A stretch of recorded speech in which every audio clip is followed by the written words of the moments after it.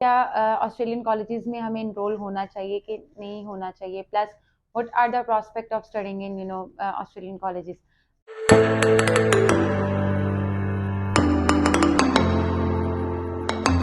अस्सलाम वालेकुम, this is Amaima Iftikhar, chief executive officer and founder of Upmark, and today we are going to discuss about very interesting topic, and that is कि colleges का क्या effect होता है आपके visa issuance पे, प्लस क्या ऑस्ट्रेलियन कॉलेजेस में हमें इनरोल होना चाहिए कि नहीं होना चाहिए, plus what are the prospect of studying in Australian colleges.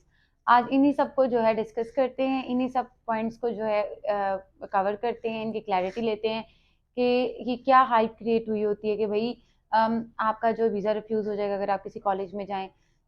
Is that so? अगर ऐसा होता है तो क्यों होता है, अगर नहीं होता तो ऐसी बातें क्यों की जाती हैं। आज ये सब डायमेंशन से बातों को जो है क्लियर करते हैं। So let's get started, and yes, before getting started I want to request you कि अगर अभी तक आपने हमारा चैनल सब्सक्राइब नहीं किया तो डू इट राइट नाउ, ताकि हमें ये चीज़ जो है वो इंडोर्स हो सके, या ये चीज़ जो इस चीज़ की रियश्योरेंस मिल सके कि whatever we are producing वो आपके लिए helpful, and you are liking our videos. So don't forget to subscribe our channel. So let's jump to our topic. सबसे पहले ऑस्ट्रेलियन कॉलेज को इतना ज़्यादा इसकी हाइप इस तरह से क्यों क्रिएट की जाती है कि भाई अगर आप कॉलेज में जाएंगे तो आपको वीज़ा रिफ्यूज़ हो जाएगा। अगर ऐसा होता तो जितनी भी ऑस्ट्रेलियन गवर्नमेंट है, क्या पागल हैं वो कि मतलब कि उन्होंने हायर एजुकेशन कॉलेजेस बनाए हुए हैं, प्लस इतने ज़्यादा ये वेट टेफ कॉलेजेस बनाए हैं। एंड वेट टेफ की क्या जो है वो स्टोरी है, ये एक अलग ही टॉपिक है, ठीक है। हम इसको जो है वो नहीं कर सकते कि भाई इसको वेटेफ को हायर एजुकेशन जो आपकी कॉलेजेस हैं उनके साथ इनको कंपेयर नहीं कर सकते। बट जो आपके कॉलेजेस हैं जहाँ पे आपके डिग्री प्रोग्राम्स ऑफर होते हैं, जहाँ पे आपको आपका क्राई कोर्स कोड जो है वो अवेलेबल होता है, प्लस आप उसके बाद आपको प्रॉपर डिग्री अवार्ड होती है, कोई सर्टिफिकेशन अवार्ड नहीं होती।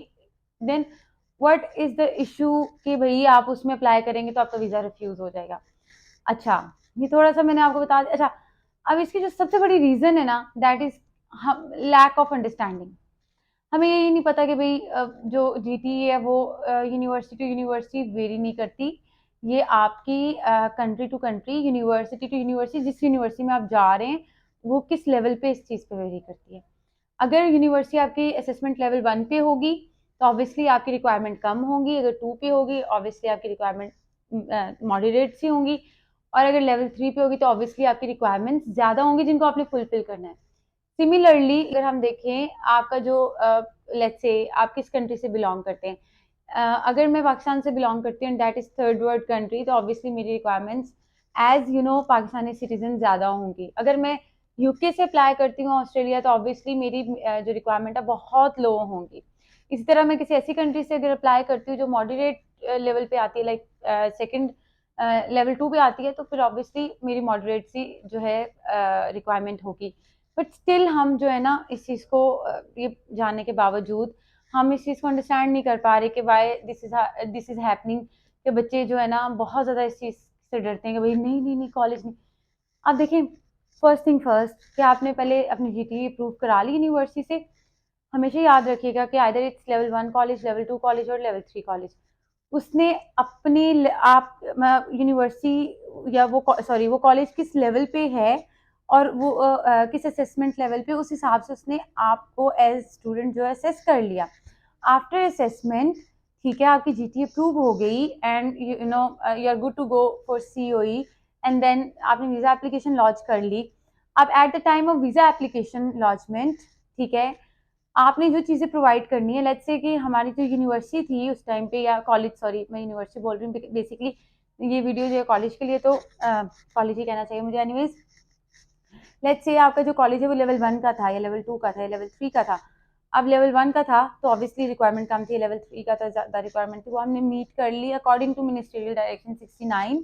तो at the time of visa application launchment, उस टाइम पे obviously if I am citizen of Pakistan, तो मेरी जो असेसमेंट होगी वो एज थर्ड वर्ल्ड सिटीजन के तौर पे होगी।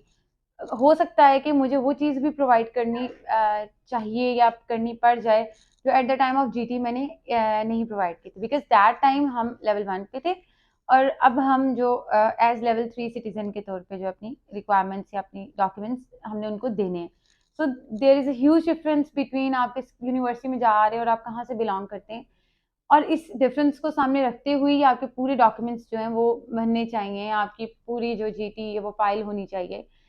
इसी वजह से कि समटाइम यूनिवर्सिटी तो हमें एक्सेप्ट कर सॉरी कॉलेज तो एक्सेप्ट कर लेता है कि भाई ठीक है भाई, ये लेवल 2 की है, आपने सारी रिक्वायरमेंट्स पूरी की.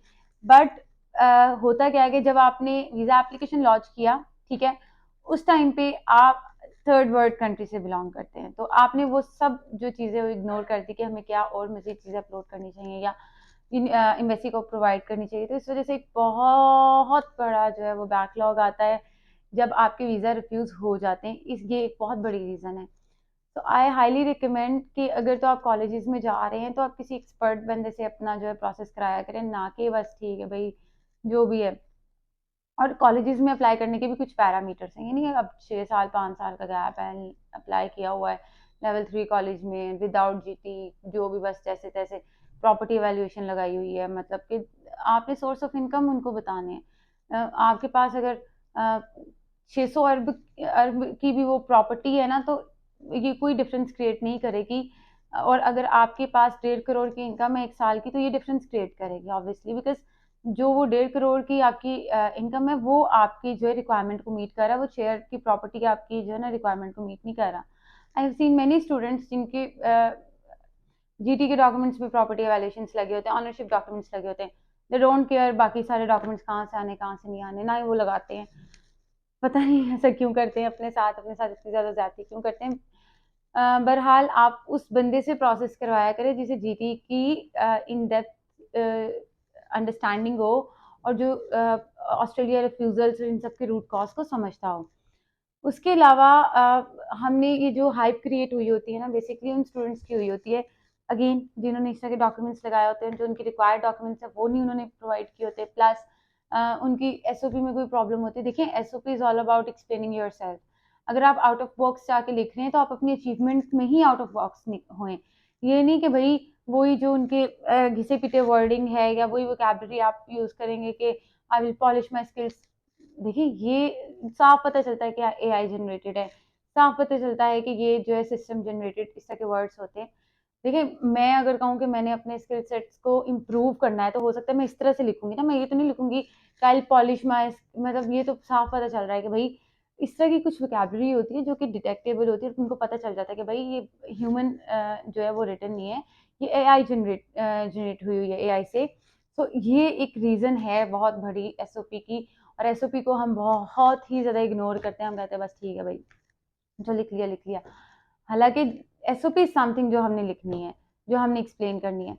एनीवेज, और बहुत सारे ऐसे पॉइंट्स हैं जो हम बहुत अच्छे से लिख सकते हैं. और एक बात आप हमेशा याद रखिएगा कि एसओपी जितनी सिंपल और जितनी प्रिसाइज होगी उतनी आपकी इम्पैक्ट क्रिएट करेगी. अगर आप उसमें वोकैबुलरी और ओवर एक्सप्लेन करेंगे चीज़ों को, तो इट डजेंट मैटर कि आपने क्या लिखा है, कितना लंबा लिखा है. इट मैटर्स कि भाई जो आपने लिखा है क्या वो बाकी वो ये चीज़ डिमॉन्स्ट्रेट कर रहा है कि स्टूडेंट जेन्युइन स्टूडेंट है कि नहीं है.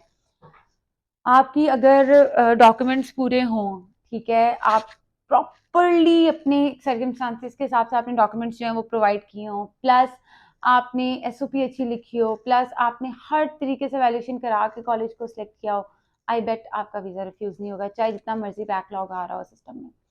ये मेरी आपको जो है ना श्योरिटी है.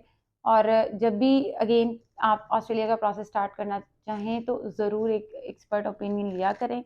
और अगर आपका कोई भी क्वेश्चन है regarding colleges, university, study in Australia, study in Pakistan, study abroad, जो भी क्वेश्चन है, यू कैन अप्रोच अस.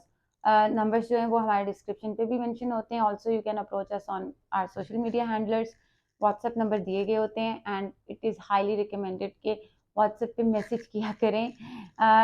अगर आप व्हाट्सएप पे मैसेज करेंगे, वैसे सोशल मीडिया पे भी काफ़ी सारे मैसेजेस रिसीव होते हैं, बट वो इतना फ्रीक्वेंटली जो है उसका रिप्लाई अगर आपको नहीं मिल रहा, या अगर आपको उसमें डिलेज आ रहे हैं, तो आप जितने भी काउंसलर्स के नंबर होते हैं उस पर कॉन्टेक्ट करके प्रॉम्प्टली रिस्पॉन्स ले सकते हैं, अपनी असेसमेंट करा सकते हैं.